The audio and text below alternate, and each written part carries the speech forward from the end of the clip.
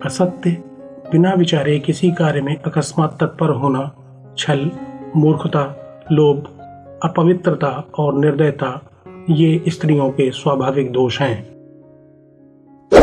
भोजन योग्य पदार्थ और उन्हें खाने की शक्ति, सुंदर स्त्री और रति की शक्ति, ऐश्वर्य और दान की शक्ति का होना थोड़ी तपस्या के फल नहीं है।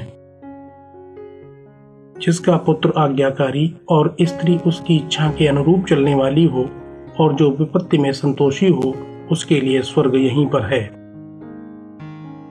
वही पुत्र है जो पितृभक्त है, वही पिता है जो पालन पोषण करता है, वही मित्र है जिस पर विश्वास है, वही स्त्री है जिससे सुख मिले। पीठ पीछे काम बिगाड़े पर सामने मीठी मीठी बातें करे, ऐसे मित्र का परित्याग उस घड़े के समान कर देना चाहिए जिसके मुख पर तो दूध हो किंतु अंदर जहर से भरा हो। कुमित्र पर विश्वास कभी भी नहीं करना चाहिए, सुमित्र पर भी अति विश्वास न करें, कदाचित वह भी रुष्ट होने पर गुप्त बातें प्रकट कर सकता है। मन में सोचे हुए कार्य को कभी भी वाणी के द्वारा प्रकट नहीं करना चाहिए, उसे मन में रखकर उसकी रक्षा करनी चाहिए और मौन रहकर उस पर काम करना चाहिए। मूर्खता दुख देती है, युवावस्था भी दुख का कारण है, किंतु किसी पर आश्रित होना सबसे अधिक कष्टदायी है। सभी पर्वतों पर रत्न माणिक्य नहीं होते, सभी हाथियों के मस्तक में मणि नहीं होती और सभी वनों में चंदन नहीं मिलता। बुद्धिमानों को चाहिए कि वे अपने पुत्र पुत्रियों में अच्छे गुण विकसित करें, क्योंकि नीति को जानने वाले सज्जन स्वभाव वाले गुणवान ही कुल में पूजित होते हैं। वह माता शत्रु और पिता बैरी है जिसने अपनी संतानों को पढ़ाया लिखाया नहीं है, क्योंकि अशिक्षित गुणवानों की सभा में हंसों के झुंड में बगुले के समान होता है। लाड़ प्यार के बहुत से दोष हैं और दंड के बहुत से गुण, इसलिए पुत्र और शिष्य को दंडित करना ही उचित है, स्नेह दुलार नहीं।